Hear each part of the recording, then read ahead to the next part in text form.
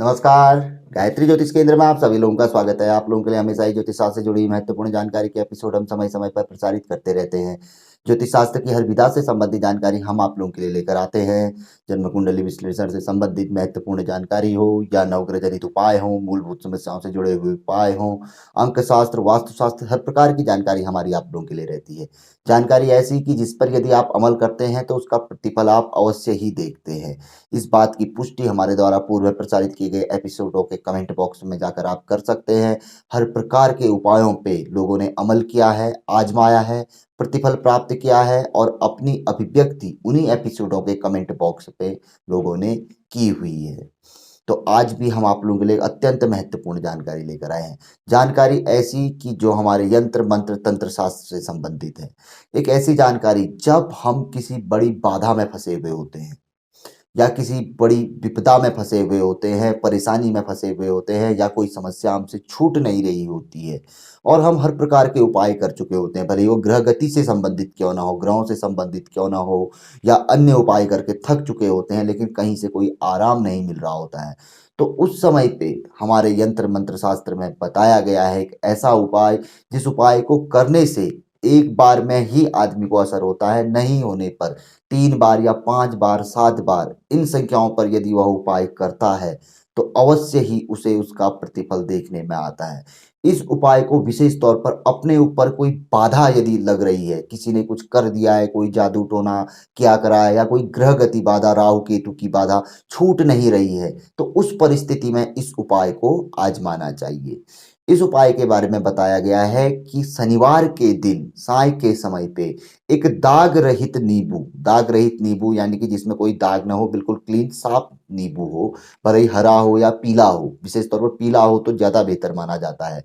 ऐसा नींबू ले लें और अपने चौखट पे, जो चौखट यानी कि अपने दरवाजे पे मेन जो डोर होता है वहां पर को खड़े होकर बाहर की ओर मुंह करके अपने सर से 3 बार उसे घुमाएं या 5 बार 7 बार, विषम संख्या में घुमाया जाता है, 3 5 7 इन संख्याओं में आप जो इच्छा हो आपकी घुमाकर उस पे अपनी जो भी बाधा है, जो भी विपदा है आपकी, क्या कहते हैं, जो बाधा चल रही है उससे मुक्ति हेतु प्रार्थना करके उसमें एक कांटा चुभो दें। उसके ऊपर ही से जहां से टूटता है नींबू, ऊपरी भाग से उस पे कांटा चुभो दें। यानी कि सीधी भाषा में हम यह कहें कि एक सादा ये दाग रहित नींबू लेकर उसको अपने सर से 3 बार 5 बार या 7 बार घुमाकर उसमें अपनी परेशानी को बोलते हुए उस पे एक कांटा चुभा दें और उसके बाद 3 रास्ते दूर, यानी कि 3 कोस दूर, बताया गया है कि 3 रास्ते मान लीजिए, 3 रास्ते के आगे पे जो चौराहा पड़ता है, यानी कि आप अपने घर से निकले 2 3 रास्ते जो कट जाते हैं छोटे मोटे, उनके बाद जो कोई चौराहा जहां पर पड़ता है वहां पर को आप उसे छोड़ दें और अपने घर पे आ जाए, हाथ पांव धो के अपने घर पे आप आ जाए। पहली बार में ही आपको बहुत अच्छा असर इसका देखने में आएगा। इसमें कोई मंत्र आदि की कोई जरूरत नहीं है, सिर्फ आपने अपनी अभिव्यक्ति, अपनी प्रार्थना उसमें बोलनी है और शनिवार के साय का समय आपने ले लेना है, दाग रहित नींबू ले लेना है जिसमें कोई दाग ना हो और एक कांटा ले लेना है, कोई भी किसी प्रकार का कांटा उसमें चुबो देना है।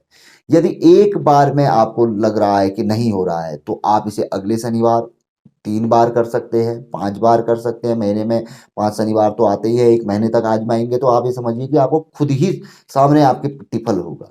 इतना जबरदस्त उपाय बताया गया है नींबू का यह। पूर्व में भी हम आप लोगों के लिए नींबू से संबंधित कई बहुत अच्छे जानकारी के उपाय लेके आए हुए हैं यंत्र मंत्र शास्त्र में, जो बताए जाते हैं नींबू से संबंधित या अन्य चीजों से संबंधित, कपूर आदि से संबंधित। ये काफी उपाय हम आप लोगों के लिए लेकर आए हुए हैं, इलायची से संबंधित।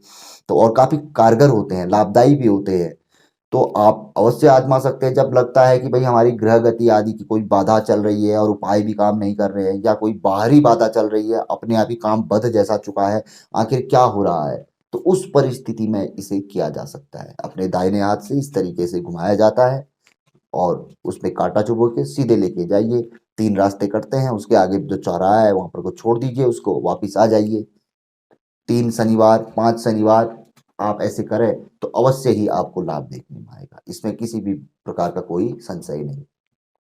तो जानकारी काफ़ी अच्छी थी। बात तो तब होती है जानकारी अच्छी हो कि जब आप लोग इसे अमल पे लाएँ, क्योंकि हम लोग तो देखते हैं शास्त्र से और आप लोगों के लिए लेकर आते हैं। लेकिन बात ये होती है कि यदि बाधा आप पे है और आपने ये जानकारी आपको पता है, तो आज़माने में कोई दिक्कत नहीं है। और हम तो ऐसी जानकारी लेके आते हैं ज्योतिष शास्त्र की जिसमें कि पैसा ही नहीं लगता है, जो कि एक अपने आप में एक प्रकार से फ्री जानकारी होती है। नहीं तो लोग रत्न पहनते हैं, फलाना चीज़, हम कई चीज़ें करते हैं, जाप करवाते हैं, तब भी आदमी को लाभ नहीं होता, कई हज़ारों रुपए, लाखों रुपए खर्च करते हैं।